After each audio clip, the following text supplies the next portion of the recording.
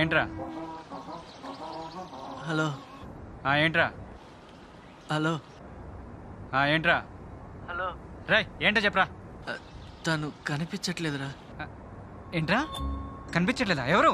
ఇంకెవరుంటారా? నా వైఫ్. నీ వైఫ్ కనిపించట్లేదా? ఏంటి డ్రామాలు ఆడుతున్నావా? తను నన్ను వదిలేసి వెళ్ళిపోయినట్టుందిరా. రే ఏం మాట్లాడుతున్నావురా?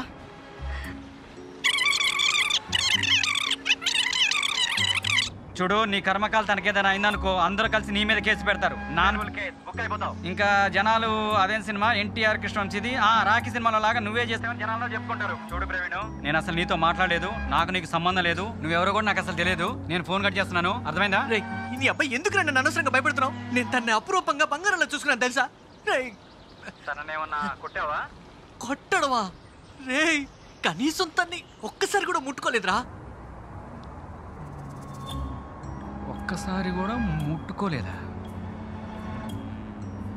రే పిచ్చోడా, అందుకే తనకి నీ మగతన మీద డౌట్ వచ్చి పారిపోయింది. నీ పనికి మళ్ళీ నువ్వు కాదు ఆపరా. వాళ్ళ అంకుల్ ఫోన్ చేస్తున్నాడు, నువ్వు పెట్టారని మళ్ళీ చేస్తా. నీ మెంటల్ కేసులని నాకే తగిలితే. అన్నా రాసుకో, తర్వాత ఇస్తా. హలో ప్రవీణ్. అంకుల్.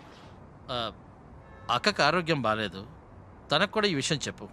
సంతోషంగా గడపాల్సిన ఈ టైంలో టెన్షన్ పడటం ఇష్టం లేక నీకు ఫోన్ చేస్తున్నాను. మా గురించి కాదు బాబు, నువ్వు ఎక్కడున్నా కూడా బాగుండాలని కోరుకుంటున్నాను. అదే అనుకుంటున్నా నేను కూడా. తను ఎక్కడున్నా కూడా బాగుండాలి. ఇంత అండర్స్టాండింగ్ ఉంటే చాలు బాబు. తేజ కూడా చెప్పు, తర్వాత ఫోన్ చేస్తాను.